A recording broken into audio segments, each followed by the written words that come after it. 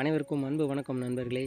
இன்றைக்கி இந்த பதிவில் நம்ம என்ன பார்க்க இருக்கிறோம் அப்படின்னா, திருநெல்வேலி சந்திப்பில் நடைபெற்று வர தென்காசிக்கு தனிப்பாதை அமைக்கிறது புதிய நடைமுறை கட்டுற பணிகளை பற்றி பார்க்க இருக்கிறோம்.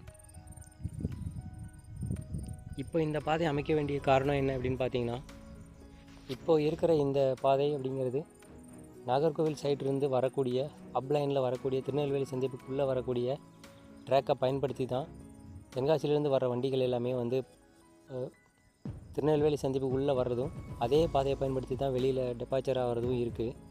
இது வந்து இந்த லைனுக்கு வந்து ஒரு இடையூறாக இருக்குது.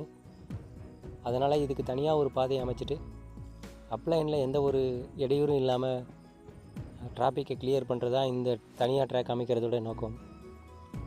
அதே மாதிரி தான் அந்த பக்கமும் திருச்செந்தூர் போகிற வண்டியும் டவுன் லைனில் இடையூறாக இருக்குது. இருந்தாலும் பார்த்தீங்க அப்படின்னா அதுக்கு தனி பாதை அமைக்கிறது அப்படிங்கிறது ஒரு சவாலான ஒரு விஷயம்.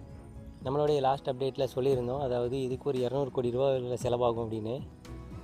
நம்மளோட வியூவர் கூட கேட்டிருந்தார், பாலம் கட்டுறதுக்கு அவ்வளோ செலவாகும் அப்படின்னு. அப்படி இல்லை நண்பர்களே, அதாவது என்டையர் முழுவதுமாக சொல்கிறேன், திருநெல்வேலி சந்திப்பிலிருந்து தாமிரபரணி ஆற்றை தாண்டி வரைக்கும் தனி ட்ராக் அமைக்கணும் அப்படிங்கிறது தான் அவ்வளோ நிச்சயமாக செலவாகும். ஏன்னா நிலம் கையகப்படுத்துறதுலேருந்து எல்லாமே காசு கொடுக்கணும். அப்படிங்கும்போது பெரிய ஒரு செலவு அப்படிங்கிறது அதுக்கு தனியாக ஒதுக்கி ஆகணும்.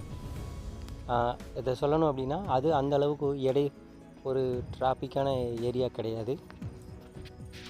எதனால் அப்படின்னா, ஏற்கனவே நம்ம சிக்னல் சிஸ்டத்தை பற்றி தெரியும், இன்டர் பிளாக்கிங் தான். ஸோ அதனால் ஒரு டைம் ஒன்ஸு சிக்னல் கிடச்சிருச்சு அப்படின்னா ஆப்போசிட்டில் வந்து பிளாக் ஆகிரும். அதனால் இதை இந்த மாதிரியான ஒரு சேஃப்டியான மெத்தடில் இதை பயன்படுத்த முடியும்.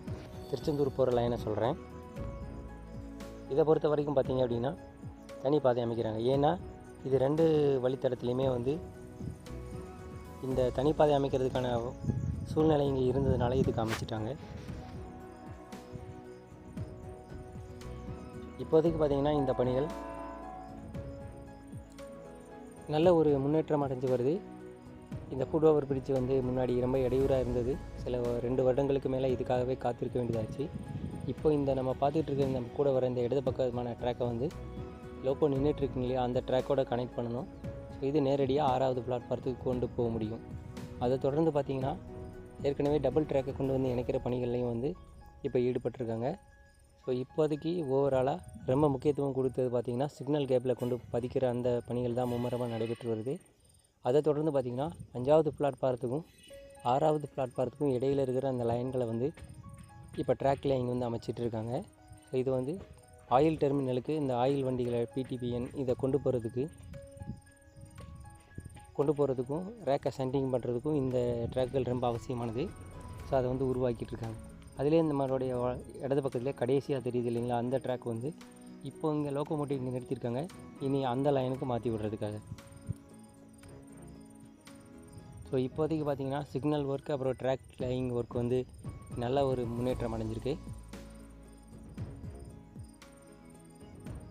இங்கே ட்ராக் அலைன்மெண்ட் பண்ண வேண்டியது இருக்குது. அதனால தான் இந்த லைன் லெவலிங் பண்ணி வச்சுருக்காங்க.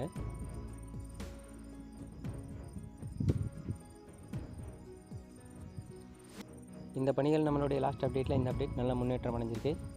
ட்ராக் லைன் அமைக்க ஆரம்பித்தது மிகுந்த மகிழ்ச்சி தான். எப்போ முடிவு பெறும் அப்படிங்கிறத நம்மளால் உறுதியாக சொல்ல முடியாது. இன்னும் 2-3 மாதங்கள் கூட ஆகலாம்.